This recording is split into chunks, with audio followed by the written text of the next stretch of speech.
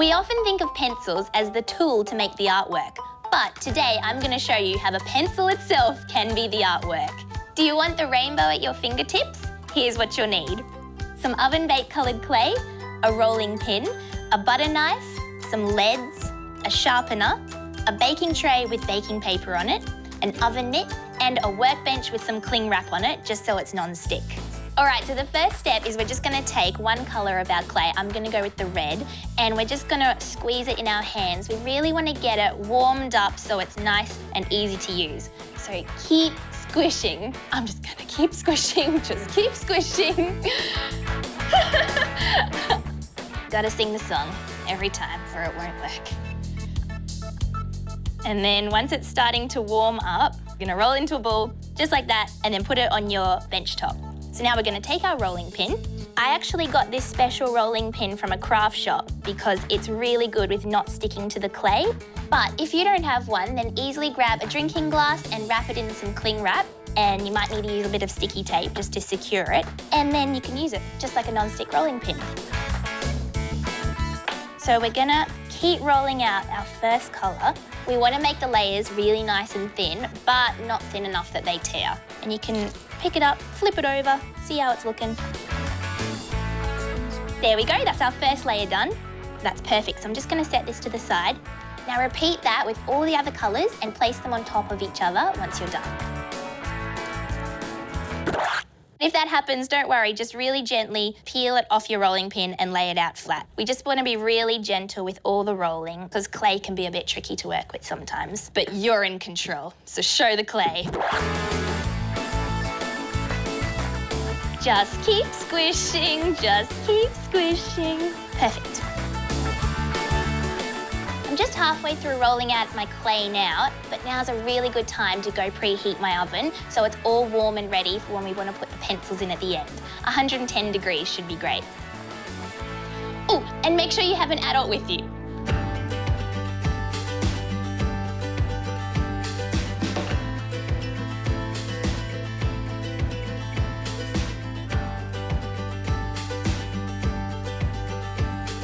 Just keep rolling, just keep rolling. Now the very last colour, I'm gonna put the white one definitely on a blank space of the bench because the white really does pick up all of the colour. So we want this one to be as clean as possible. We're gonna keep rolling it pretty thin. We've done them all about 2 millimetres thick, but the thinner the better. So I'm gonna grab our stack of colours, flip them over like that, and lay the white one on top. So we've got all of our colours together now. It's time to roll. So this one is going to be super long and really thick to start with. It's starting to look good. You're on a roll. So I've just rolled all the colours together and they look really good. We want that super thin. So they're all meshed together now. It's time to grab our lead and butter knife. I'm going to take one of my leads, and with the lead, I'm going to just line it up in the middle there, and with the knife, just mark off exactly the same length as the lead is. And we're just going to cut that clay off there.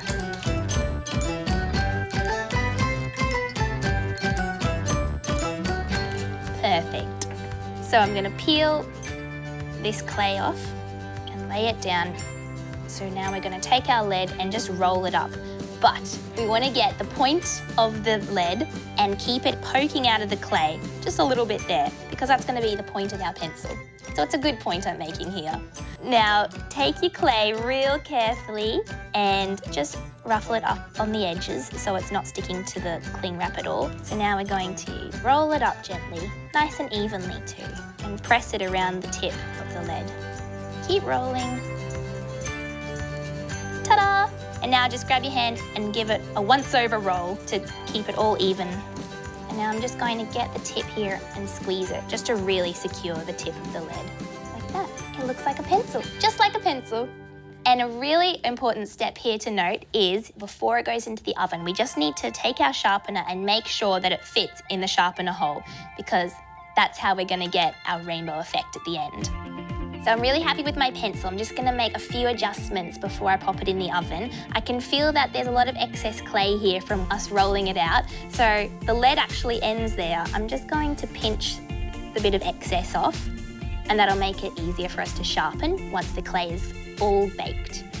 Now I'm gonna do the same to the other end. If you want to, now's the chance to put some markings in it or patterns while the clay is really soft. Here are some pencils I actually made earlier today, and you can see they always come in different shapes and sizes. This one's kind of bendy. Okay, I'm really happy with that. Now it's just time to take our baking tray and remember to put the oven mitt on because the oven will be hot. Put your pencil on the tray, and now I'm just gonna go pop this in the oven for 10 minutes. All right, I've just grabbed it out of the oven and I'm gonna put it down on this placemat. We wanna be careful because it's still a bit hot. Now it's time to sharpen, and I'm gonna try and remember which end had the tip of the lead in it. I think it was this one. We just wanna be really gentle while using it and sharpening it because the lead inside can be a bit fragile, so we don't want it to snap.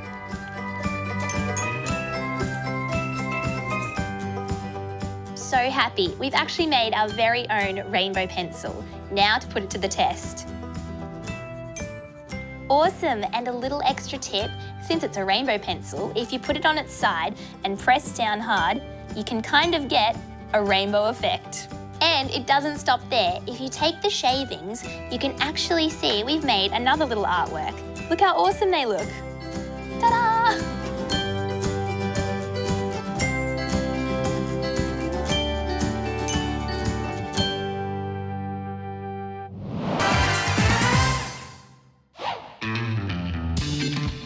Over the last couple of episodes of Get Arty, we've been creating this sugar skull collage. Today, it's time to give them a hairdo and add some accessories. Now it's time to do the hair and the hat. Put those there. I've just positioned my pieces of paper above the head because that gives me a really good idea of the size that I need to make my object. Just line your paper up with the top of the head, across, up for the high part of the top hat, back down, down and across.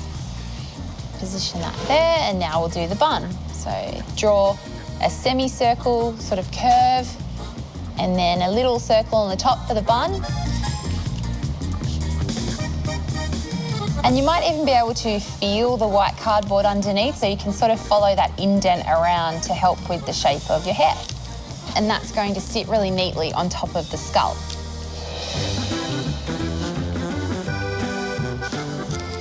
Collages are all about layering accessories and flowers and things on top of one another, so let's add a few here.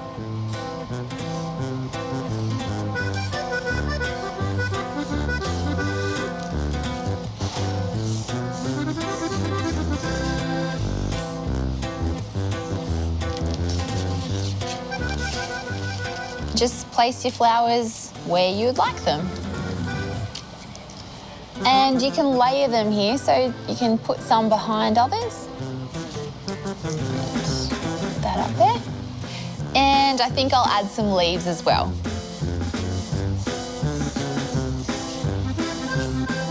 I might add a hat band just to add a bit of contrast. It's best that you do your hat band a different colour to the hat. All you need to do is cut a strip.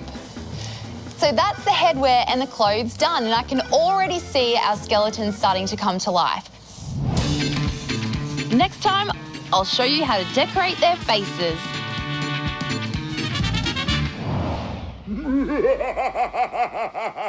Who said monsters have to be scary, hairy, ferocious creatures with big teeth and slimy skin? I imagined them to be colourful, squishy blobs of fun. And here's what you need to make them.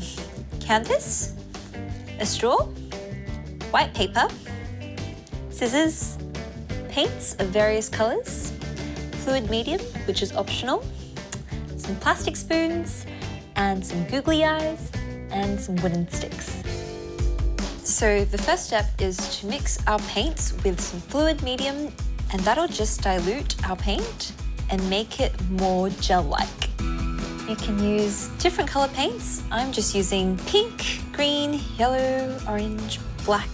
And now grab your stick and mix. Do this with all your colors.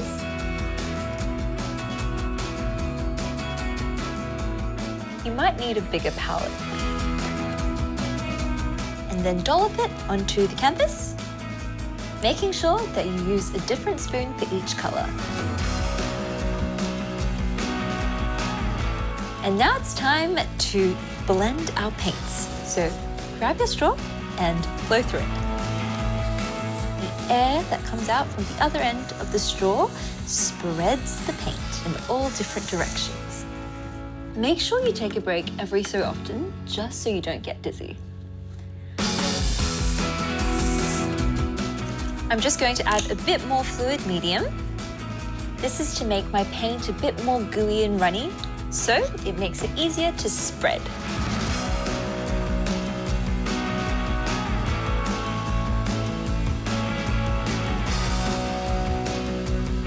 I'm going to add a bit more paint.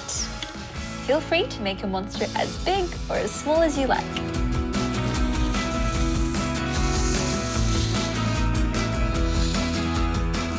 I think I'm almost done.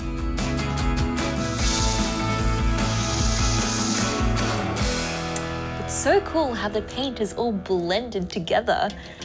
Now, I'm gonna grab some paper and cut out some teeth.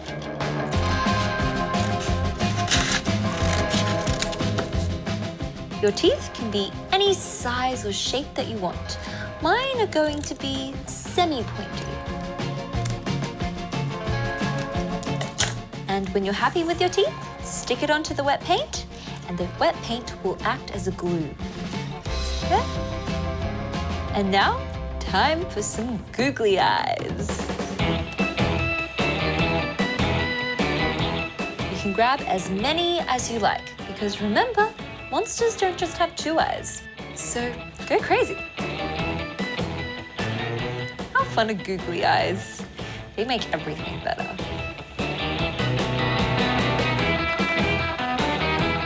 Some feet. Almost done.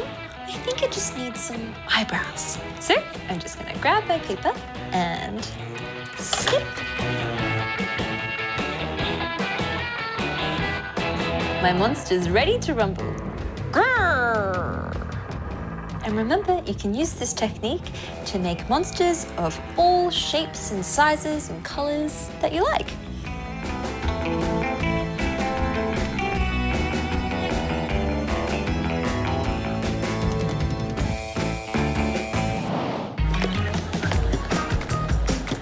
It looks kind of like monsters,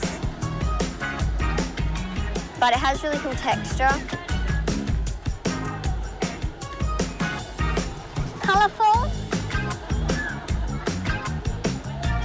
Interesting. Wow, it's definitely something. I'm not even sure which way it goes. Like it's monsters. Who said monsters have to be scary, hairy, ferocious creatures with big teeth? I imagine them to be colourful, squishy blobs of fun. I think they made it maybe with like a sponge or something. Paint, eyeballs and paper. Looks like they've just mixed a whole heap of paints and just kind of gone wild. And now it's time to blend our paints. The air that comes out from the other end of the straw spreads the paint in all different directions.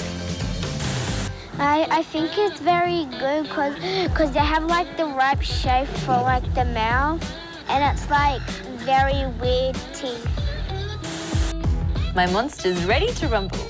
Grrr. I would call this messy monster.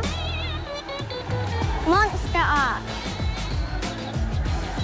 Monstrosity?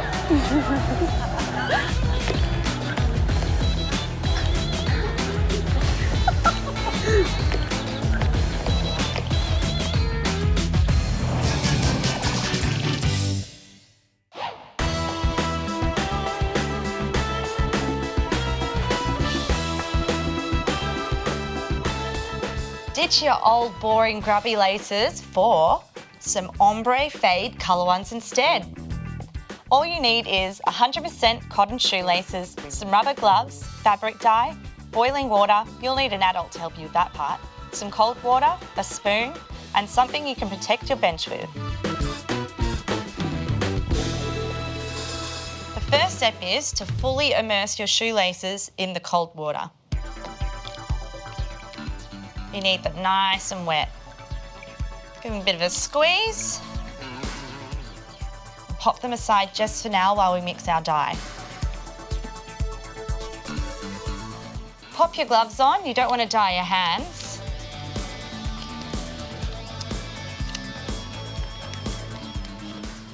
Now we're just going to do a very little sprinkle of the dye for our first dyeing. So just pop open a corner. Just a little sprinkle. There we go. And that's enough because it's very strong. Give it a little mix.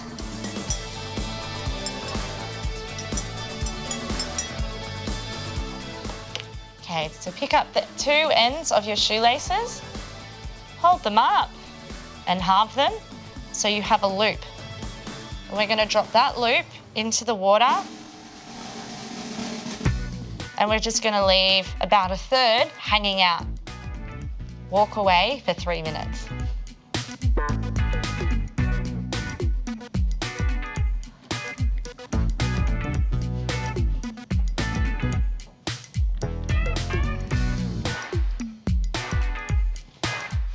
After 3 minutes, take your laces out and it's time to add more dye. Pick up your dye packet and pour heaps more in.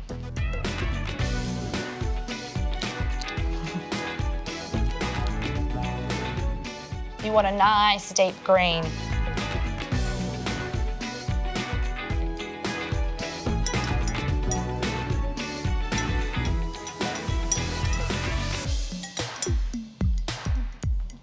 Grab the folded end of your laces and put them in the dye.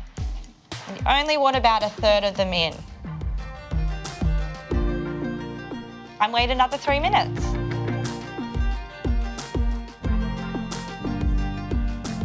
It's been 3 minutes, so it's time to take the shoelaces out of the dye and hang them up to dry. I've got my trusty little rabbit here, but if you're at home, just sling them over your tap.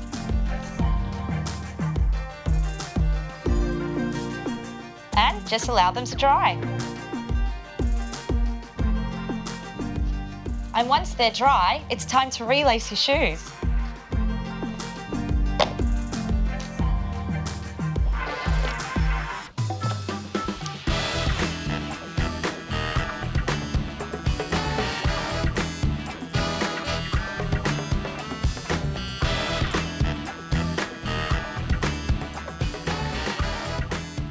So go and explore new places in your new shoelaces.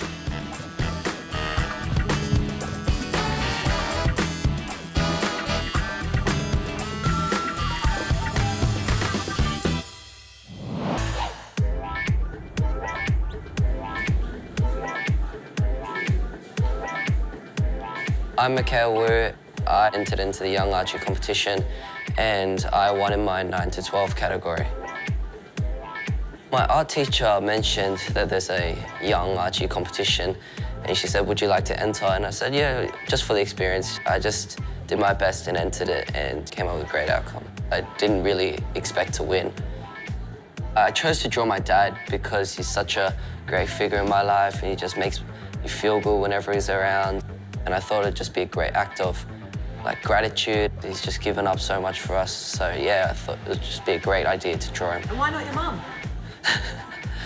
Well, maybe next year, I don't know. I actually had a watercolor attempt, but I didn't like it that much. So I went with this style. I stained it with coffee on the back and I didn't really use any pencil. I used ballpoint pens in like a brown, darker brown, and a black kind of monochrome look. At the ceremony, I just looked at my mum and dad's biggest smiles on their faces, and all my family was super proud of me, and I felt really proud of myself as well.